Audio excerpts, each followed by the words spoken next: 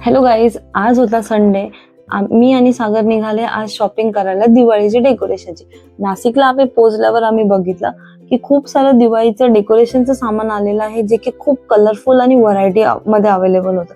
या दुकानात आम्ही बघितलं की मेणाचे होममेड दिवे केलेले आहेत, पण सगळ्यात जास्त अट्रॅक्टिव्ह मला हा लाडू वाटला, जो की कॅन्डल होती. इथे तुम्ही बघू शकता दिव्यांची खूप सुंदर प्लेट आहे. तिथे शेजारी आम्ही हे लटकन बघितले, जे की खूप कलरफुल आणि खूप छान वाटत होते.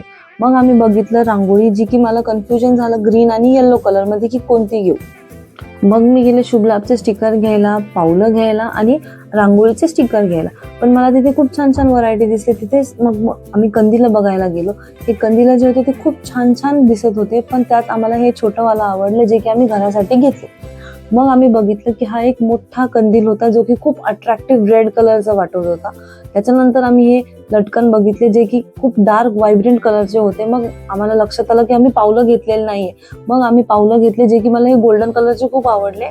मग ते आम्ही घेतले आणि पुढे निघालो. मग आम्हाला घ्यायचं होतं घरासाठी तोरण. मग आम्ही तोरणच्या दुकानात गेलो. तिथे बघितले की खूप सारी व्हरायटी होती तोरणची, पण आम्हाला कन्फ्युजन झालं मोतीचं घ्यायचं, क्रिस्टलचं घ्यायचं का हे फुलांचं घ्यायचं.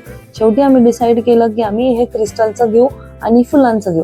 मग आम्ही 2 तोरण घेतले आणि आम्ही शेवटी तोरणची शॉपिंग करून निघालो. जर तुम्हाला व्हिडिओ आवडला असेल तर व्हिडिओला लाईक करा, चॅनलला सबस्क्राईब करा. भेटूया पुढच्या व्हिडिओमध्ये. Till then bye.